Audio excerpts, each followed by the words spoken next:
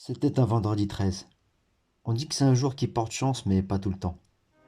Entouré par le chaos, la peur, il y avait un gamin qui courait en sang. Il n'avait que 13 ans.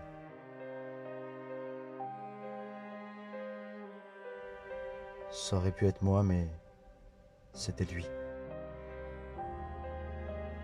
En un claquement de doigts, cette adolescence perdue à jamais. J'ai vite compris que la vie pouvait être brisée sans pitié. Un présent déjà passé, un souvenir difficile à oublier. Un passé déjà brisé. C'était dans ces quartiers de Paris, dans ces rues aux odeurs de bitume, et ces bars que je vivais ces purs instants de plaisir. Je ne pouvais pas m'échapper de cette impasse dans laquelle je me retrouvais abandonné. Je vivais en permanence dans le chagrin, la peur et le chaos. Mais m'isoler, c'est me renfermer. C'est en reprenant ma caméra, en allant de l'avant, que j'ai retrouvé la volonté de trouver l'envie de vivre et la paix que je recherchais.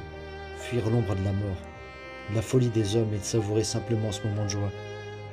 Maintenant, je veux sortir, aller dehors, sans aucune attente de personne. Juste prendre ma caméra et sortir. Simple au plaisir au départ, filmer est devenu mon métier. Filmer m'a donné une raison de vivre, d'affronter la peur et l'obscurité.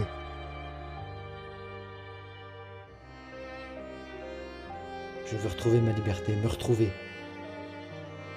Me connecter avec ces gens, avec Paris, avec la ville, avec ma vie.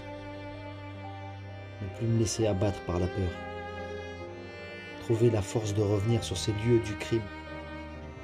De filmer ces beaux moments, ces souvenirs, ces rires. Filmer, capter, rigoler, graver tous ces moments que je pourrai plus jamais revivre. Je me dis qu'il faut arrêter de vivre dans la mort, il faut vivre la vie tout simplement. Continuer à vivre, pour moi, pour lui, et ne plus y penser. Ne plus y penser ni revivre cette nuit-là.